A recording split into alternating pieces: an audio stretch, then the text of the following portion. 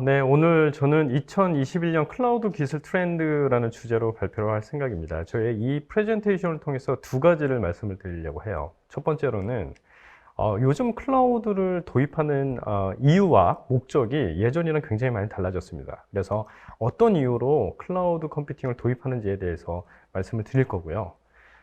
그리고 두 번째로는 많은 기업들이 선두적인 클라우드를 선두적으로 도입한 업체들이 어떤 기술을 이용해서 어떤 것을 도입하고 지금 프로젝트를 많이 하는지에 대한 클라우드 기술 도입 트렌드라고 말씀을 드릴 수가 있을 것 같습니다. 이 두 가지를 통해서 여러분들은 지금 클라우드로 가고자 하는 업체들은 어떤 목적으로 가야 되는지에 대한 약간의 가이드가 될 수 있을 거고요. 그리고 클라우드 기술을 활용하고 있다면 좀 선진화된 업체들은 어떤 기술들을 어떻게 도입하고 쓰는지에 대한 부분들을 알므로 인하여서 앞으로의 그 기술 로드맵을 잡는 데 좀 도움을 드릴 수 있을 것 같습니다. 그럼 좀 시작을 해보겠습니다. 여러분 요즘에 이런 경우들을 많이 보죠. 자동차가 한 대도 없는 회사가, 택시 회사가 굉장히 많고, 또 이런 택시 회사가 전 세계에서 가장 큰 택시 회사로 지금 불러지고 있죠.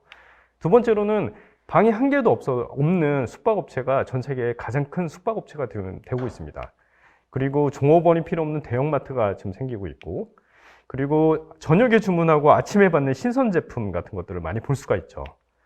이런 업체들의 세 가지 특징이 있습니다. 세 가지 특징이 있는데, 첫 번째 특징은 온오프라인을 디지털 기술을 이용해서 완벽하게 만든다는 거죠.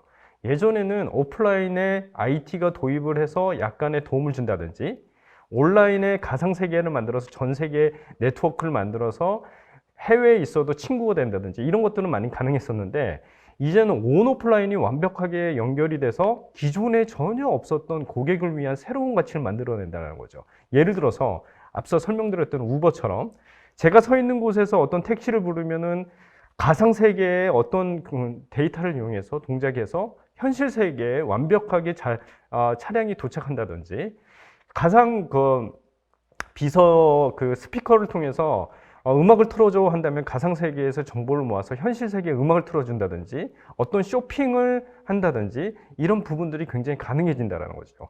이런 것들이 온오프라인을 완벽하게 연결한 새로운 서비스들, 혁신적인 서비스들이 굉장히 많다는 얘기입니다. 자, 두 번째 특징이 뭐냐면은 데이터 기반의 모든 비즈니스를 진행한다는 거죠. 예전에 하고 있던 일들은 오토메이션을 해서 굉장히 자동화하는 부분들을 진행을 하고요.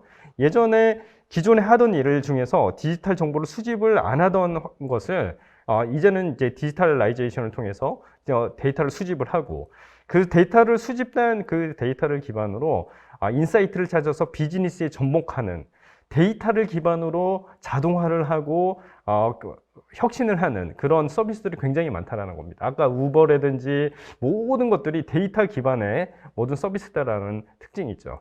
자, 세 번째 특징은 뭐냐면은 굉장히 빠른 비즈니스를 한다는 거예요. 무슨 얘기냐면 예전 같은 경우에 이렇게 진행을 했습니다. 한 6개월 동안 서비스를 기획하고 1년 동안 개발을 하고 짜잔 하고 이제 상품을 냈죠. 근데 요즘엔 그렇지는 않아요. 그렇게 했다가 굉장히 망하기 딱 좋습니다. 요즘에는 2주 동안 기획을 하고 한 달 동안 개발하고 출시해서 고객이 피드백을 듣고 계속 다시 개발해 나가는, 굉장히 애자일하게, 굉장히 린 스타트업 비슷하게 굉장히 빠르게 진행을 합니다. 그래야지만 다양한 고객의 목소리 듣고 제품을 완성해 나가는 굉장히 그런 방식의 개발들을 많이 합니다. 그래서 이런 빠르고 복잡하고 요구사항이 많은 비즈니스 세계에서 비즈니스 환경을 굉장히 빠르게 만들어가는 것들이 굉장히 중요한 시대입니다. 제가 앞서 말씀드렸다시피 요즘 혁신하는 기업들은 이런 세 가지 그런 특징들이 있다는 점입니다. 그래서 많은 업체들이 클라우드로 가고 있죠. 클라우드를 이용하면은 여러 가지 기술들을 한꺼번에 쓸 수가 있고, 빠른 환경을 만들 수 있고, 데이터 드리븐한 그 비즈니스 환경들을 만들 수 있기 때문에 많은 기업들이 클라우드로 이동합니다. 제가 2008년부터 클라우드를 시작을 했었는데요. 2008년도에 그 클라우드를 처음 시작했을 때 이런 얘기가 되게 많았습니다. 클라우드가 뭐야? 클라우드는 뭐 뜬구름 아니야? 먹구름 아니야? 뭉게구름 아니야? 막 그래서 클라우드를 되게 비아냥거리는 얘기들이 되게 많은데, 요즘은 클라우드를 뜬구름이나 먹구름이나 뭉게구름으로 표현하는 사람들 전혀 없습니다. 대부분의 업체들이 클라우드를 이용해서 비즈니스 혁신을 하겠다라는 얘기들을 굉장히 많이 하죠. 그래서 여러분 뭐 전자신문이나 이런 데 찾아보면은 많은 대기업들이 클라우드 전략으로 가져가서 완벽하게 퍼블릭 클라우드 전략으로 가겠다. 그래서 비즈니스를 혁신하겠다라는 말들이 굉장히 많이 나오고, 좀 레귤레이션 인더스트리, 금융기관이나 공공기관조차도 퍼블릭 클라우드로 우선 전환하는 계획들을 굉장히 많이 세우고 있습니다. 그래서 최근에는 앞으로는 대부분의 비즈니스 혁신을 클라우드 기반에서 하겠다라는 것들이 굉장히 일반화된 전략이 될 수가 있을 것 같습니다. 그러면 클라우드 컴퓨팅이 지금 현재 그 비즈니스에게 어떤 영향을 주는지 좀 살펴볼까요? 첫 번째로는 클라우드 컴퓨팅은 지금 많은 비즈니스 혁신을 할 수 있는 기술을 제공합니다. 예를 들어서 AI 기술이라든지 데이터 기술이라든지 IoT 플랫폼이라든지 빅데이터 서비스라든지 데브옵스 환경이라든지 정말 혁신에 필요한, 아까도 말씀드렸다시피 온오프라인을 연결하는 그 디지털라이제이션, 그 다음에 디지털 트랜스포메이션을 위한, 그리고 디지털 굉장히 빠른 환경을 만드는 어질리티 환경을 만들기 위한 모든 기술들을 클라우드 컴퓨팅이 제공을 하죠. 두 번째로는 클라우드에 필요한, 우리가 비즈니스 필요한 데이터를 굉장히 많이 제공한다는 거죠. 예전에는 우리가 뭔가를 서비스를 하려면은 회사에서 만들어진 데이터만 활용할 수 있었다면은, 지금은 굉장히 많이 소셜 네트워크에서 진행되는 데이터라든지, 그리고 공공 서비스에서 제공되는 데이터를 이용해서 뭔가 비즈니스를 만들 수 있는데, 클라우드 컴퓨팅에서 굉장히 쉽게 가져다 쓸 수 있는 환경들을 제공하죠. 또한 클라우드 컴퓨팅에는 많은 데이터들이 가공된, 학습된 그런 AI 서비스들이 있어서, 이런 서비스를 이용하면은 많은 데이터가 없어도 정말 인사이트 있는 서비스들을 만들 수 있다라는 게 클라우드 컴퓨팅이 제공해주는 가치입니다. 세 번째 가치로는 새로운 비즈니스 기회를 제공한다는 겁니다. 클라우드를 쓰는 많은 업체들을 좀 들여다보면은, 처음에는 그냥 작게 시작했다가 클라우드 기술을 이용하고 데이터 기술을 이용하고 자신의 그 비즈니스 도메인에 대한 그 아이디어를 넣어서 새로운 서비스들을 만드는 기회들을 굉장히 많이 받습니다. 굉장히 많은 새로운 혁신적인 서비스들을 만드는 기회를 받고, 기술과 기술이 융합하고 다른 산업들이 융합해서 새로운 서비스를 만드는 부분들이 굉장히 많고, 그래서 여러분께 권하고 싶은 것은 클라우드 컴퓨팅을 가서 데이터라든지 많은 것들을 시도를 해봐라. 그럼 거기에서 굉장히 많은 아이디어가 있고 새롭게 나오는 기술들을 이용한다면 우리가 상상하지 못했던 그 우버나 에어비앤비 같은 그런 새로운 서비스를 만들 수 있는 기회를 클라우드 컴퓨팅이 제공해 주는 것을 느끼실 수 있을 것입니다. 물론 여러분이 할 수 있는 부분들에 대해서, 여러분이 그 비즈니스를 하는 데 있어서 시간과 비용을 절약하는 데는 클라우드 컴퓨팅이 굉장히 많은 효과를 드릴 수 있을 겁니다. 그래서 많은 업체들이 클라우드 컴퓨팅을 지금 도입을 하고 있고요. 그래서 어떤 분들은 이렇게 얘기를 합니다. 미래의 클라우드 컴퓨팅 자원은 석유보다 비즈니스 사회에 더 큰 영향을 가진다라고 얘기를 합니다. 그러니까 그 얘기를 좀 돌려서 말씀드리면, 앞으로 비즈니스를 하는 데 있어서 아까 비즈니스 할 때 세 가지 특징 들었잖아요. 그 세 가지 특징을 구현하는 데 있어서 클라우드 컴퓨팅이 없이는 사실은 혁신을 하기 굉장히 어렵다. 이렇게 여러분이 이해하셔도 될 것 같습니다.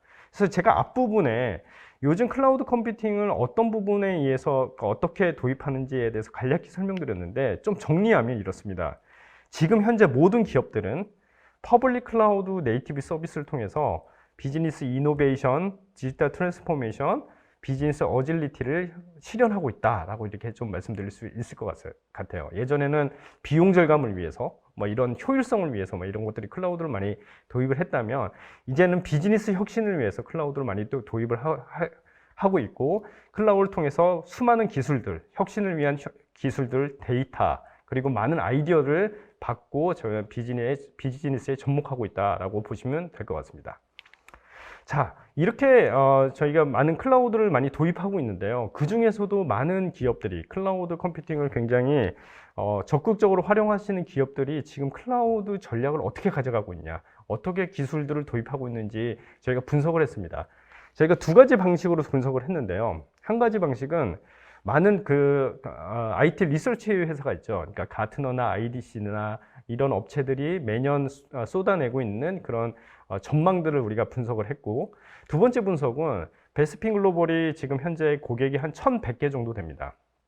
그 1,100개의 고객들을 클라우드로 전환하면서 저희가 느꼈던 것들, 그리고 사용한 패턴들, 그리고 고객들이 저희한테 요구하는 것들을 분석해서 이 두 가지를 접목해서 6가지의 도입 트렌드를 저희가 좀 정해봤습니다. 그 6가지는 이런 겁니다. 첫 번째는 전략적인 부분인데요.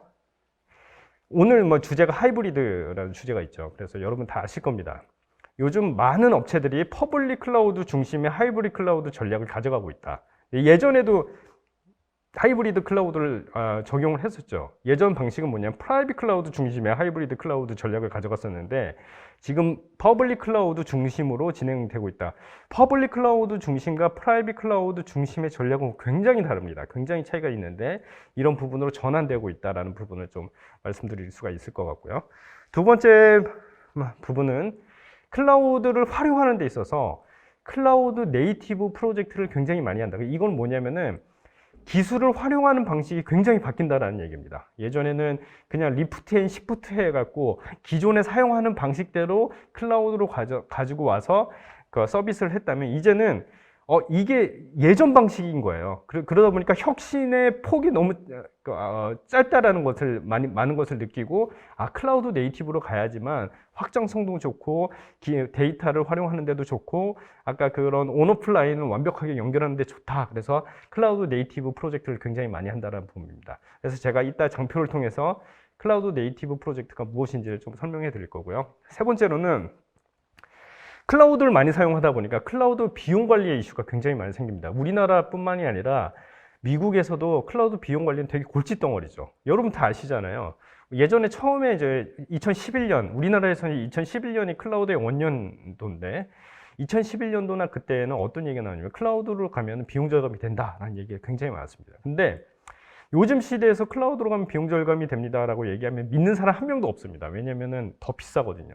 근데 저는 자신 있게 여러분께 말씀드릴 수가 있는데 클라우드로 가면 여러분은 지금 사용하는 것보다 30% 이상의 비용 절감을 할 수가 있습니다.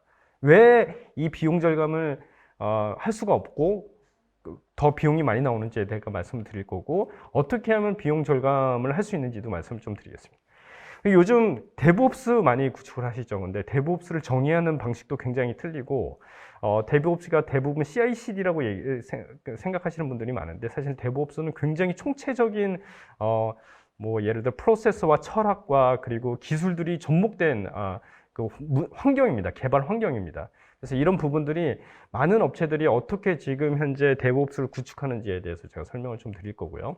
그리고 요즘 퍼블릭 클라우드를 통해서 빅데이터 분석들을 굉장히 많이 합니다. 처음에는 데이터들을 퍼블릭 클라우드로 옮기는 데이터 레이크 사업들을 굉장히 많이 했고, 그 다음에 POC를 통해서 데이터를 분석해보는 그런 작업들을 많이 했다면, 이제는 전체적인 이제 데이터의 분석의 이제 효과성을 많이 본 업체들이 데이터 작업 환경을 모든 사람들이 쉽게 데이터를 구축해서 쓸 수 있게끔, 분석해서 쓸 수 있게끔 데이터 사이언티스트 머신 러닝 플랫폼 같은 것들을 구축을 많이 합니다. 이런 부분들에 대해서 설명을 드릴 거고, 클라우드 보안에 대한 이슈가 굉장히 많습니다. 아까 그 전 세션에서 세시라는 것들을 설명해 주셨는데, 세시라든지 캐스비라든지 CSPM이라든지 CWPP라든지 클라우드 보안에 새롭게 생겨나는 보안의 개념들이 굉장히 많아요. 왜 그러냐면은 클라우드와 그냥 그 옛날 레거시 그 IT 동작 방식이 완전히 다릅니다. 기술 스택도 다르고 동작하는 방식이 완전히 틀리다 보니까 예전에 가지고 있던 보안의 그 방식대로 클라우드로 와서는 이게 문제들이 되게 많이 생긴다라는 거죠. 그렇다고 해서 여러분 걱정하지 마십시오. 클라우드 보안이 기존 보안보다 더 취약점이 많다 이런 얘기를 드리는 게 아니라 새롭게 나오는 기술 그리고 동작하는 방식에 의해서 클라우드 보안도 정책도 달라져야 되고 거버넌스도 달라져야 되고 기술도 달라져야 된다는 얘기입니다. 그런 이슈들이 요즘 굉장히 많이 나와서 클라우드 보안에 대한 새로운 표준들이 굉장히 많이 탄생되고 있다는 점을 말씀드릴 것입니다. 그래서 오늘 이 6가지 최근에 선두적인 클라우드를 이용해서 비즈니스 혁신을 잘하고 있는 업체들의 6가지 전략들을 하나하나씩 좀 살펴보는 시간을 좀 갖겠습니다. 자, 첫 번째로 퍼블릭 클라우드 중심의 하이브리드 클라우드 스트래러지, 이 전략이 무엇인지 좀 말씀을 드릴 거고, 최근에 엔터프라이즈 전략들은 옛날에 프라이빗 클라우드 하이브리드 전략에서 완전 퍼블릭 클라우드 전략으로 완전히 바뀌었고, 베스핀 글로벌이 그 엔터프라이즈 고객들이 굉장히 많거든요. 그런 그 전체 엔터프라이즈 고객 중에 90%가 다 퍼블릭 클라우드 중심의 하이브리드 전략을 가지고 있다라는 저희가 분석을 통해서 알아냈습니다. 그래서 여러분 다 아실 거예요. 하이브리드가 얼마나 중요하고 하이브리드 전략을 많이 가져가는 것은 여러 가지 그 매체를 통해서 저희가 너무나 잘 아는 바이고요. 근데 퍼블릭 클라우드, 하이브리드 클라우드 전략을 가는 데 있어서 퍼블릭으로 전환되는 부분이죠. 예전 같은 경우는 프라이빗 클라우드를 버추얼 머신 VMware라든지 오픈스택이라든지 오픈시프트라든지 RHV라든지 이런 부분들이나 HCI 이런 것들로 프라이빗 클라우드를 구축해서 자원의 효율성을 굉장히 많이 구축을 했습니다. 그리고 나머지 것들은 약간 신규 서비스라든지 대고객 서비스 같은 경우는 퍼블릭 클라우드를 연결해서 쓰는 하이브리드를 굉장히 많이 구축해서 썼죠. 근데 이게 되게 효과적이에요. 비용 효과적이고 굉장히 자원을 효율적으로 관리할 수 있고 때로는 자동화를 일부 구축할 수 있어 되게 효율적인데, 제가 말씀드렸잖아요. 클라우드로 전환하는 것이 자원의 효율을 높이는 것이 목표가 아니라 혁신을 위해서, 비즈니스 혁신을 위해서 높이는 데 있어서는 높이는 것을 위해서 클라우드를 도입을 많이 하는데, 프라이빗 클라우드는 여기에서는 굉장히 한계가 많다라는 겁니다. 어떤 이유로 한계가 많냐고 하면은 퍼블릭 클라우드에서 매년 나오는 서비스들은 매년 1000개가 넘습니다. 여러 가지 1000개가 넘고 굉장히 IoT라든지 AI라든지 빅데이터라든지 어플리케이션을 개발하기 위해서는 위한 서비스라든지 빅데이터 혁신 등 혁신 기술들이 굉장히 많이 나오는데, 프라이빗 클라우드는 그냥 IaaS 인프라스트럭처에 그 편중된 그런 서비스들로만 구성이 되어 있다는 거죠. 그리고 매년 CSP에서 추가되는 신규 서비스의 50% 이상은 프라이빗 클라우드에서는 존재하지도 않는 서비스들이 많아요. 그러다 보니까 혁신 관점에서 프라이빗 클라우드는 또 하나의 레거시 시스템이라는 겁니다. DNA가 완전히 똑같아요. 레거시 시스템이랑 프라이빗 클라우드 운영이 완전 DNA가 똑같고, 혁신 관점에서 제가 아까 여러 가지 기술을 조합해서 온오프라인을 연결해야 되고 빠른 환경을 만들어야 되고 데이터라이제이션을 해야 되는 그런 부분에 있어서는 굉장히 프라이빗 클라우드가 레거시 정도밖에 안 된다는 거죠. 그래서 대부분이 이제는 프라이빗 클라우드를 고집해서는 비즈니스 혁신을 하는데 한계가 있겠구나라는 것을 굉장히 많이 느낍니다. 그래서 많은 업체들이 퍼블릭 클라우드 중심의 클라우드로 전략을 수정을 많이 하죠. 근데 여기서 재밌는 것은 하이브리드라는 공통 단어가 있지만, 퍼블릭 중심의 하이브리드와 프라이빗 중심의 하이브리드는 완전히 틀립니다. 전략이 틀리고요. 거버넌스가 틀리고 운영 기술들이 틀립니다. 기술 확보해야 될 그 기술들이 틀리죠. 전략은 대부분 옛날에는 그 프라이빗 중심의 하이브리드는 퍼블릭 클라우드로 되는 거와 못 가는 서비스들을 구분을 했어요. 근데 대부분 못 가는 결론들이 나오죠. 보안 때문에라든지 여러 가지 이유로 못 가는 결론을 내서 일부 서비스, 신규 서비스와 대고객 서비스 일부 서비스만 퍼블릭으로 간다는 전략들을 많이 했는데, 퍼블릭 클라우드 중심의 하이브리드는 정말 못 가는, 정말 이거는 크리티컬해서 못 가는 서비스 10% 내외를 제외하고는 다 퍼블릭 클라우드로 간다라는 전략을 세웁니다.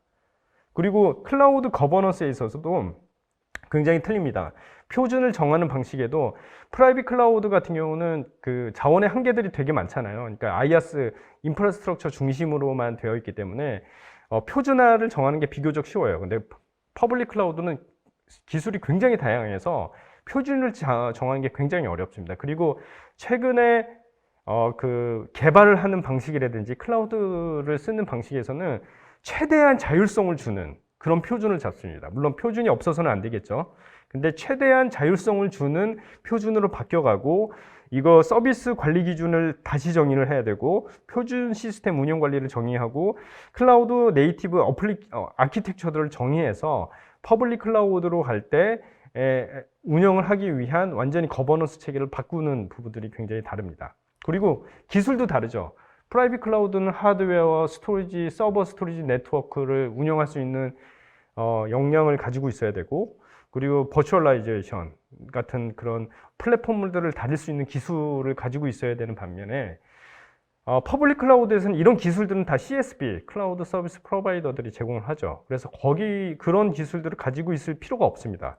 그래서 대부분의 퍼블릭 클라우드에서는 대부분 멀티 클라우드 운영 기술, 그 다음에 어플리케이션 개발 기술, 클라우드 네이티브 어플리케이션 개발 기술, 클라우드 네이티브 활용 기술, 이런 것들을 굉장히 많이 가지고 있어야 되고, 멀티 클라우드 아키텍처라든지 뭐 예를 들어서 멀티 클라우드 CMP, 그 공동 운영 환경 같은 것들을 그런 기술들을 가지고 있어야지만 그 퍼블릭 클라우드에서는 잘 운영할 수가 있죠. 근데 프라이빗 클라우드와 그 퍼블릭 클라우드의 그런 운영 기술의 그런 기술자의 역량들의 DNA가 굉장히 다릅니다. 옛날에 레거시 시스템에서 프라이빗 클라우드 가기는 되게 DNA가 비슷했다면 퍼블릭 클라우드는 완전히 다릅니다. 동작하는 방식도 틀리고 아키텍처가 틀리고 개발하는 방식들도 굉장히 좀 달라서 이런 그 퍼블릭 클라우드 전략으로 간다면 이런 그 어플리케이션을 개발하는 그런 방식이라든지 그 클라우드를 잘 쓸 수 있는 방식들에 대한 역량 확보가 굉장히 중요해진다는 부분을 좀 말씀드릴 수 있을 겁니다. 그래서 저희 베스핀 글로벌도 굉장히 많은 프로젝트를 하면서 이런 것들을 굉장히 자동화해야 되고 여러 멀티 클라우드를 운영할 수 있는 그 기술들을 굉장히 여러 가지 그 시행착오를 겪어서 만들었고요. 그래서 저희가 이제 저희 회사의 기업 가치 런두쉐어라는 부분들이 있는데 저희가 실행하고 배우고 실행하고 경험한 것들을 나누자라는 측면에서 저는 옵스나우 멀티 클라우드 CMP 같은 것들을 굉장히 저렴하게 그 클라우드를 사용하시는 분들에게 드려서 굉장히 그런 시간을 줄이고 비용을 절감하는데 여러 가지 부분들을 제공을 하고 있습니다. 자, 두 번째는 클라우드 네이티브 프로젝트가 굉장히 빠르게 가속화된다는 얘기죠. 이건 뭐냐면요. 클라우드 쓰는 방식이 굉장히 달라졌다는 얘기예요. 그게 무슨 말이냐면 예전에는 그냥 리프트 앤 시프트, 3티어라든지 서버 스토리지 네트워크를 그대로 클라우드로 가져오는 리프트 앤 시프트 방식을 많이 썼습니다. 근데 클라우드로 와 보니까 예전에 그 3티어로 운영하던 방식들이 아니라 클라우드 네이티브 방식들이 굉장히 많은 거예요. 그런 것들을 지금 뭐 많은 그 프로젝트에서 지금 확산이 되고 있고 이런 것들을 썼더니 훨씬 더 효율적이고 비용 절감도 잘 되고 그리고 굉장히 그 빠르게 개발할 수 있는 역량들이 되더라라고 해서 클라우드 네이티브 서비스들을 굉장히 많이 씁니다. 그럼 클라우드 네이티브 서비스가 뭘까요? 클라우드 네이티브 프로젝트가 뭐냐면은 크게 두 가지로 나눌 수가 있습니다. 첫 번째는 클라우드 네이티브 어플리케이션을 만드는 데 있어서 필요한 기술들을 접목하는 거. 예를 들어서 마이크로 서비스 아키텍처라든지 그냥 그 IAC를 도입하라든지 CI/CD를 클라우드에서 자동화한다든지 그런 파이프라인을 엮어서 자동화해서 딜리버리 한다든지 디플로이 한다든지 이런 것들을 클라우드 네이티브 어플리케이션 클라우드 네이티브 프로젝트라고 얘기를 하고 두 번째로는 클라우드 네이티브 서비스 예를 들어서 풀 매니지드형 서비스 뭐 람다라든지 뭐 이런 오로라 같은 그 DBMS 서비스를 쓴다든지 이런 클라우드 네이티브 서비스를 쓰는 것을 클라우드 네이티브 프로젝트라고 합니다. 그럼 이 클라우드 네이티브 프로젝트를 왜 쓰냐 하면은 빠른 개발을 하기 위해서죠. 우리가 굳이 뭐 구축하고 또 우리의 기술 확보하지 않아도 그냥 클라우드 네이티브에서 그냥 제공해주는 그런 서비스를 이용해서 빠르게 개발하고 높은 확장성을 가져가고 안정성을 강화하기 위해서 이런 그 네이티브 프로젝트를 많이 합니다. 그러니까 결론적으로 말하면 빠른 혁신, 아까 그 세 가지 그 혁신하는 기업의 그 좋은 역량들, 사례도 공통점이 빠른 혁신이라고 그랬잖아요. 그런 부분들을 가져가기 위해서 클라우드 네이티브를 많이 쓰는 거죠. 클라우드 네이티브 프로젝트는 크게 네 가지 사례들이 있습니다. 첫 번째로는 아까도 말씀드렸다시피 어플리케이션 모더나이제이션, 그러니까 어플리케이션을 현대화하기 위해서 그래서 마이크로 서비스 아키텍처처럼 이렇게 잘게 쪼개서 개발하는 방식들을 쓰고 클라우드 인프라스트럭처, 뭐 컨테이너라든지 이런 것들을 활용해서 굉장히 빠른 컨테이너 이식성이라든지 그 컴퓨터 그 인프라스트럭처를 쓰고 그리고 오토메이션을 굉장히 많이 합니다. CI/CD라든지 IAC, 그 인프라스트럭처 애저 코드를 이용해서 굉장히 그 자동화를 해 나가는 방식으로 클라우드 네이티브 그 어플리케이션을 많이 구축하는 방식이 있고, 두 번째로는 빅데이터를 쓰는 데 있어서 클라우드 네이티브 프로젝트를 많이 합니다. 예전에는 뭐 하두비라든지 뭐 이런 여러 가지 그 하드웨어와 소프트웨어 플랫폼들을 가지고 구축을 하고 거기에 데이터를 부어서 막 분석하는 방식을 썼는데, 지금은 그런 거 다 필요 없이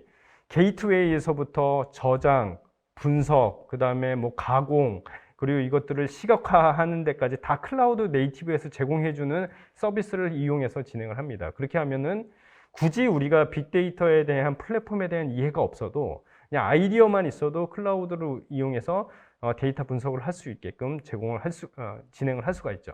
세 번째로는 클라우드 네이티브한 보안 서비스를 굉장히 많이 쓴다는 거죠. 그러니까 클라우드가 좀 특징이 뭐냐면은 굉장히 동적인 환경이잖아요. 그리고 인프라스트럭처가 되게 복잡합니다. 옛날에는 서버, 스토리지, 네트워크 이 세 개가 굉장히 핵심이 됐다면, 클라우드에서는 뭐 VM, EBS, 스토리지도 굉장히 다양하고, 서버를 하나 구성하기 위해서는 네트워크도 있고, 어떤 자원들을 레고 블록 쌓듯이 조합해서 하는 경우들이 많아서, 이런 것들을 더 완벽하게 보완을 하기 위해서는 클라우드 프로바이더에서 제공해주는 네이티브 시큐리티를 활용하거나, 아까 말씀드렸다시피 CSPM이라든지 CWPP, CASB 같은 것들을 이용해서 이게 뭔가 보완을 하는 부분들이 굉장히 많죠. 네 번째로는 클라우드 비용에 대한 프로젝트를 많이 합니다. 클라우드 비용을 그 효율적으로 관리하기 위해서 그 전담 인력을 놓고, 그리고 이것들을 비용에 대한 가시화를 만들고 자동적으로 지속적으로 코스트 옵티마이제이션을 할 수 있도록 뭔가 프로젝트를 하거나 이런 부분들을 굉장히 많이 하죠. 그래서 클라우드 네이티브가 지금 선두적인 업체들이 굉장히 많이 쓰는 방식인데, 어플리케이션을 만들거나 빅데이터를 분석하거나 네이티브한 보안을 구성하거나 비용 절감을 하기 위해서 이런 프로젝트를 굉장히 많이 한다는 것을 여러분이 좀 기억하시고, 그냥 그러니까 리프트 앤 시프트 방식으로 그냥 예전 쓰는 방식으로 클라우드에서 쓰시지 말고 다양한 그 방식으로 한번 클라우드를 도입하는 것도 고려를 해보시기 바랍니다. 그래서 대부분의 저희가 클라우드를 전환을 해보면, 뭐 비즈니스 혁신을 위해서 뭐 클라우드로 전환하고, 비용 절감을 하기 위해서 전환하고, 비즈니스 민첩성을 확장성을 높이기 위해서 클라우드를 전환하는데 실패했다는 소리들이 되게 많아요. 그 이유가 뭐냐면, 첫째로 뭐냐면 클라우드 동작 방식이랑 레거시 동작 방식이랑 완전히 다른데, 레거시 동작 방식으로 클라우드를 활용하기 때문에 되게 실패하는 경우들이 많습니다. 그래서 이런 부분들을 해결하기 위해서는 굉장히 많은 그 비즈니스 목적을 가지고 비즈니스 목적을 이해하고, 그것들을 여러 기술과 여러 방법을 통해서 뭔가 비즈니스 혁신을 해야 되는데, 그래서 저 베스핀 글로벌도 작년에 계속 레거시 방식으로 클라우드를 전환하니까 이게 안 되는 거예요. 그래서 저희도 이제 완전 상품 체계를 클라우드 네이티브 중심으로 바꿔버리자.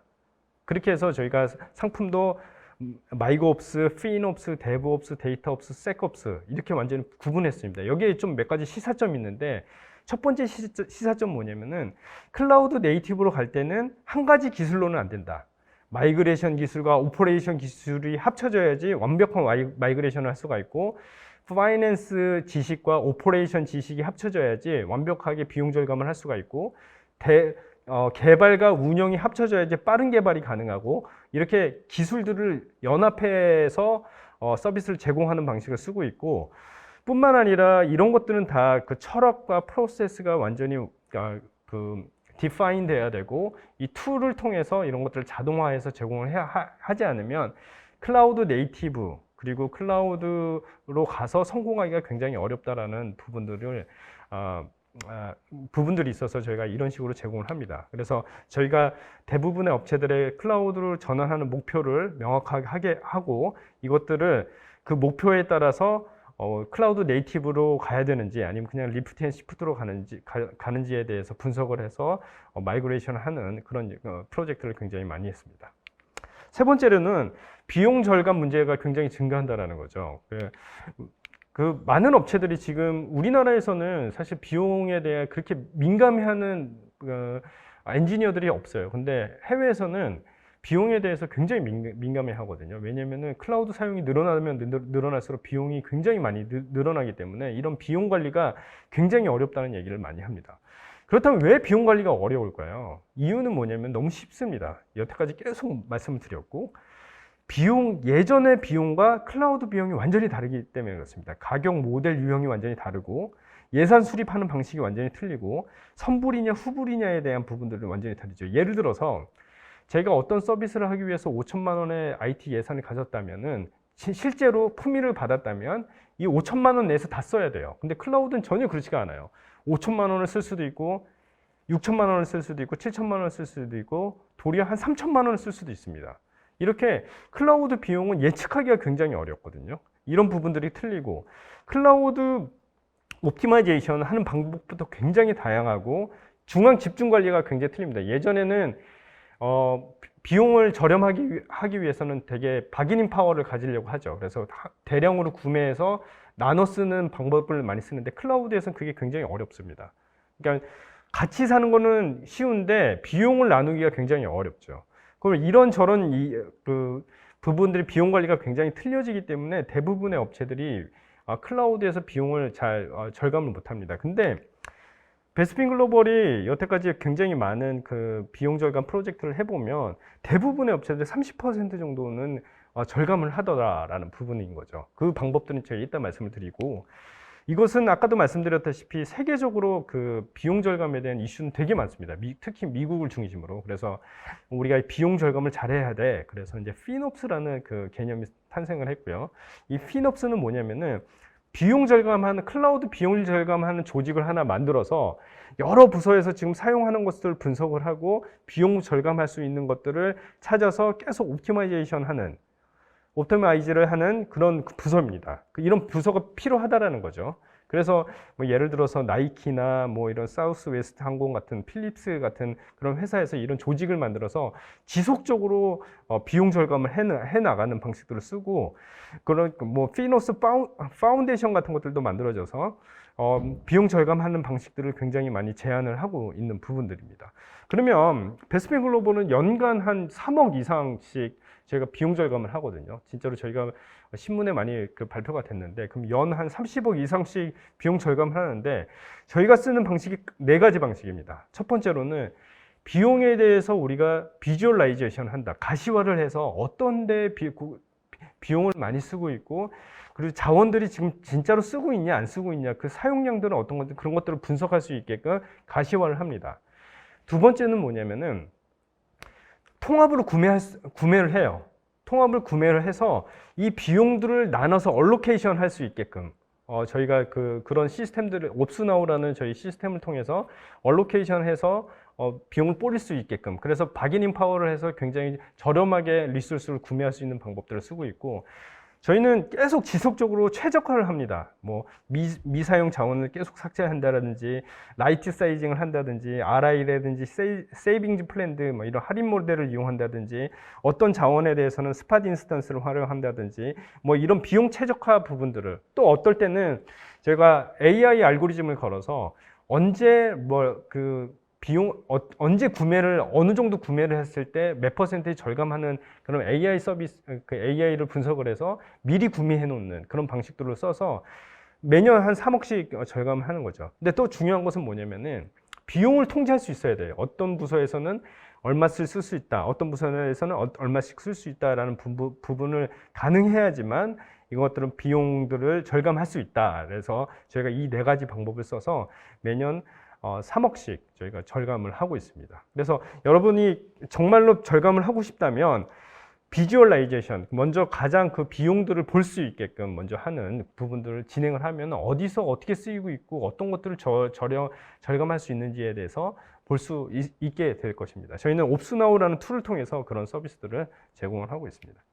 자, 4번째로는 데브옵스를 굉장히 많이 도입을 하는데, 최근에 데브옵스를 도입하는 그런 패턴을 보면 클라우드 안에서 CI/CD 환경을 만들고 거기에서 이 CI/CD를 엮어서 자동화를 만드는 프로젝트를 굉장히 많이 하고, 그리고 MSA를 굉장히 시도를 많이 한다. 예전에 작년 같은 경우는 컨설팅을 굉장히 많이 했는데 요즘에는 MSA 작은 프로젝트를, POC 프로젝트들을 굉장히 많이 하고 있다라고 보시면 될 것 같습니다.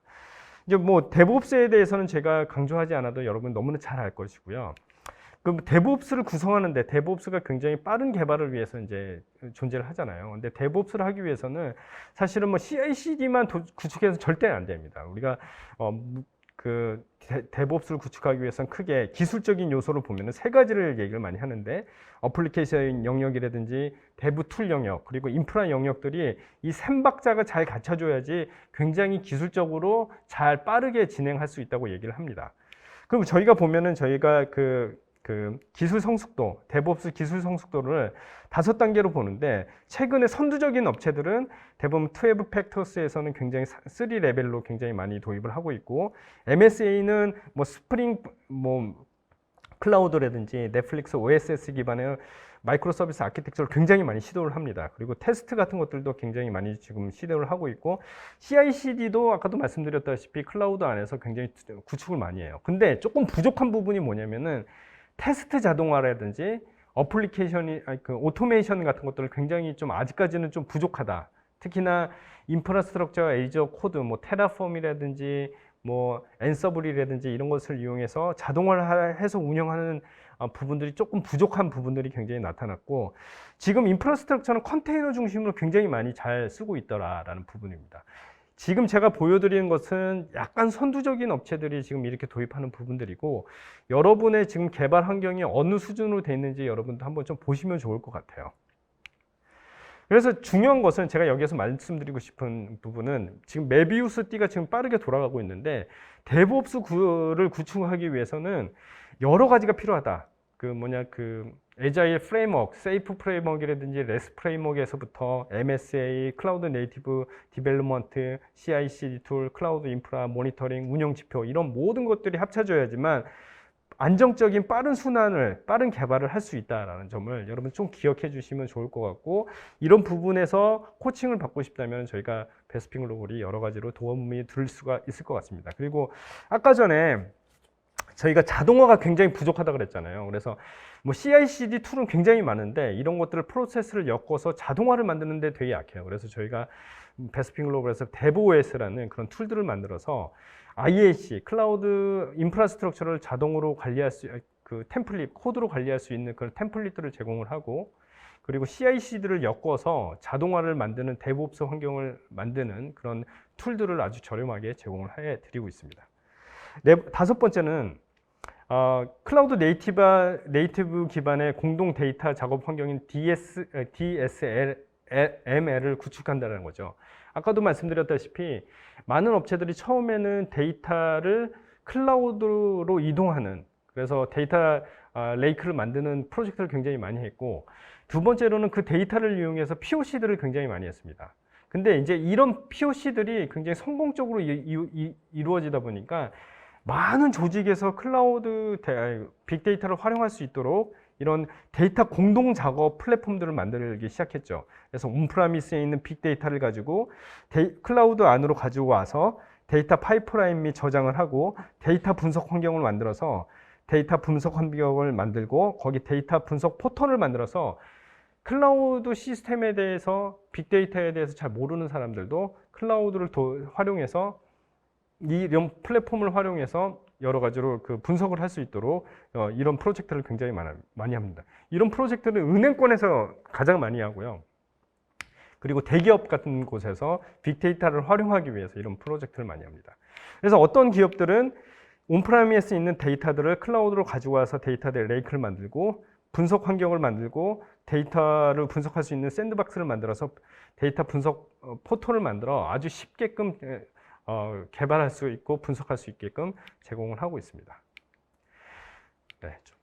그래서 저희는 이제 그런 부분에 있어서는 여러 가지가 중요한데, 데이터에 대한 이해도 중요하고 구축도 하는 것도 중요하고, 이런 AI 같은 것들을 쉽게 쓸 수 있는 부분들이 굉장히 중요한데, 그런 부분들에 있어서 원스톱으로 저희가 빅데이터 서비스를 제공하고 있습니다.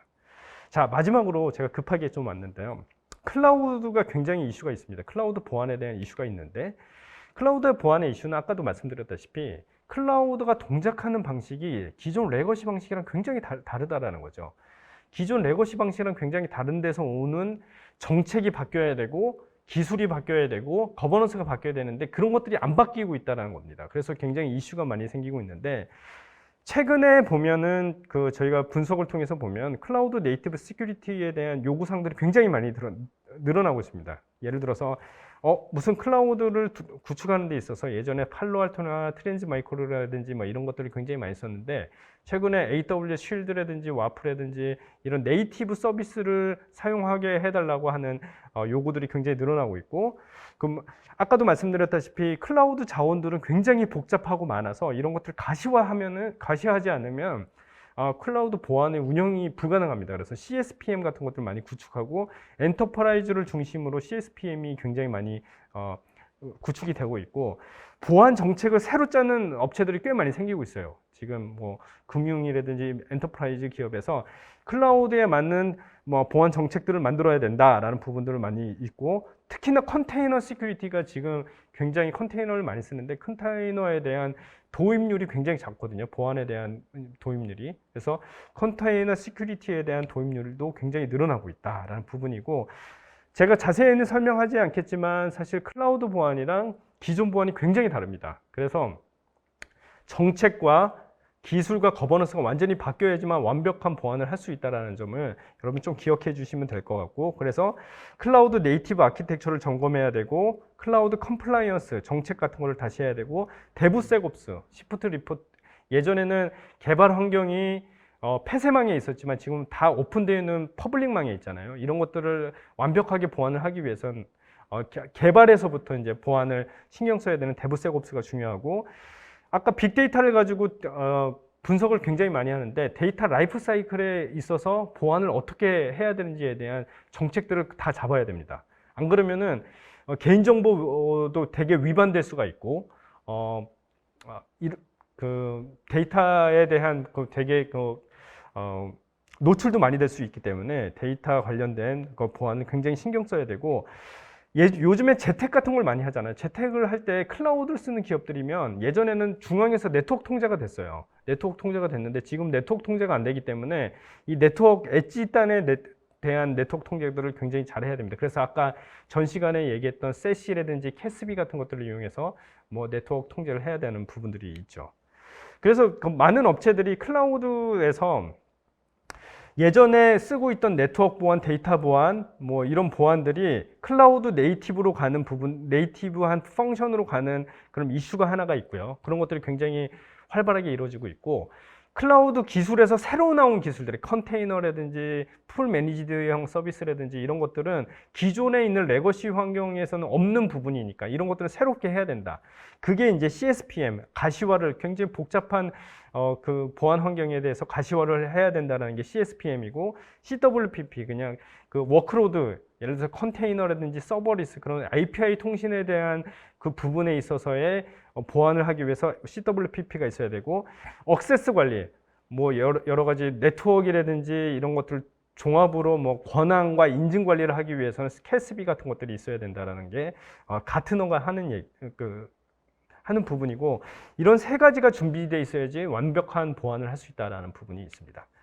그래서 저희도 이제 베스핀 글로벌에서 옵스나우 시큐리티라는 제품을 만들어서 고객들이 정말로 쉽게 보안을 할 수 있도록 가시화를 해주는 부분은 옵스나우 시큐리티를 저희가 최근에 좀 만들어서 제공을 하고 있습니다. 굉장히 저렴하게 제공을 해서 많은 업체들이 지금 우리 회사에 어떤 보안의 문제가 있는지 바로 확인할 수 있도록 저희가 제공을 하고 있습니다. 그리고 중요한 것은 뭐냐면 아까도 클라우드에 기반한 정책들이 만들어져야 되거든요. 근데 그런 정책들이 굉장히 만들어져 있지가 않습니다. 그래서 베스핀 웹사이트나 이런 데 와서 옵스나우 시큐리티 벤치마크, 그냥 보안에 대한 가이드를 다운받으셔서 그것들로만 그냥 적용을 하셔도 대부분 클라우드 보안에 문제 없이 무료로 다운받을 수 있거든요. 그럼 최대한 보안의 최소한의 베이스라인을 구축할 수 있는 부분으로 제공이 가능할 것 같습니다. 그래서 제가 되게 급하게 6가지 그 전략들을 말씀을 드렸고, 이런 부분들은 여러분이 이제 클라우드를 사용하는 데 있어서 다른 선두적인 업체들이 굉장히 많이 하고 있는 프로젝트니까 이런 부분을 감안해서 비즈니스 혁신을 도모하시면 좋을 것 같고요. 근데 중요한 것은 이런 부분을 할 때 가장 중요한 것은 어떤 파트너를 만나느냐가 굉장히 중요합니다. 그래서 베스핀 글로벌 같은 많은 프로젝트를 디지털에 대해서 굉장히 잘 알고 클라우드에 대해서 굉장히 잘 아는 베스핀 글로벌과 함께 이런 프로젝트를 한다면은 혹시 훨씬 더 빠르고 또 되게 비용 절감되는 환경에서 여러분 비즈니스 혁신을 할 수 있을 거라고 생각을 합니다. 너무 빨리 좀 그 많은 얘기를 해 드렸는데요. 조금이라도 여러분의 좀 그 비즈니스 혁신과 클라우드 도입에 도움이 됐으면 하는 마음으로 발표를 마치겠습니다. 네, 감사합니다.